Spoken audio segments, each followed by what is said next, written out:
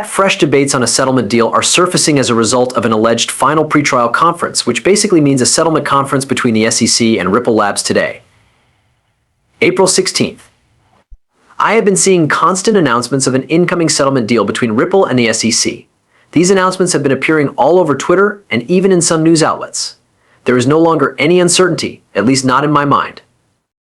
Following the Securities and Exchange Commission, SEC was shut down once more when it was pursuing $2 billion in penalties from Ripple, that a settlement deal is very, very close to being reached.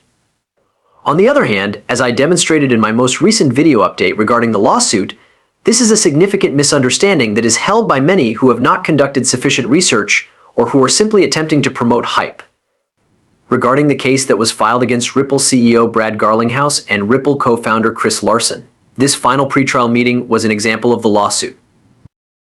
A case against which the Securities and Exchange Commission withdrew all accusations. I'm sorry to be the one to break it to you, but there is no settlement deal that is going to take place today. On the other hand, this week is still very significant since Ripple's defense team is getting ready to submit an opposition brief by the 22nd of April, which is only 6 days away, and a version that has been redacted by the 24th of April. As of the 6th of May, the SEC is expected to submit its reply brief, and after that, the parties and third parties will meet to discuss additional potential difficulties with finance, which are anticipated to continue until the 20th of May. In light of this, there is still an increasing potential that a settlement agreement will be reached in the near future, with the most likely date being the end of May. That there will be a settlement is something that I am quite certain about. The cryptocurrency business, on the other hand, is currently in a scenario where it is either do or die. There has never been a time when the stakes have been higher, and the outcome might have a significant impact on the invention of cryptocurrency in the United States, as well as possibly the ultimate decision in the Ripple case.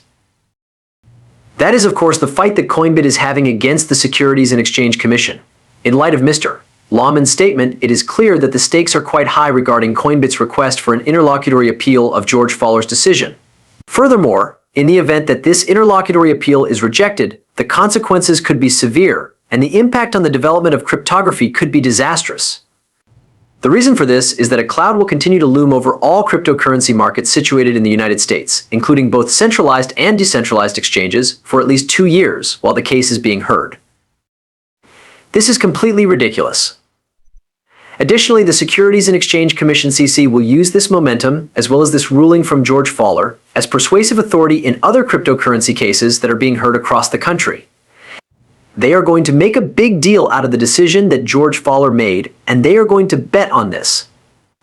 As a result, the anti-crypto army and its friends in Congress will continue to use the Faller verdict as ammo for their claim that there is no need for crypto legislation since the SEC has all the authority it needs to continue its crackdown on the cryptocurrency business. This will continue to have a snowball effect. According to Mr. Lawman, the Duquan case has the potential to be the first case to be brought before the SEC Court of Appeals. This is the aspect of the situation that could be considered the most unfortunate.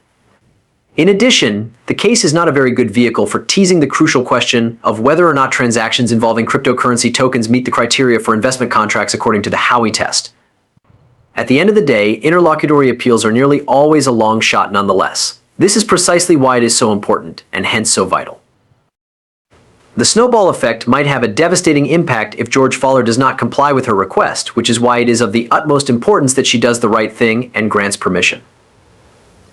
As Gary Gensler continues to stifle crypto and America's innovation, as you can see from Chad here, Basel's committee report released showing that U.S. American banks are absent from crypto custody due to SAB 1-to-1 by the SEC, a game which is proof that Gary Gensler's decisions are stifling America's innovation, not just crypto, but America can't get involved in the new monetary and digital age.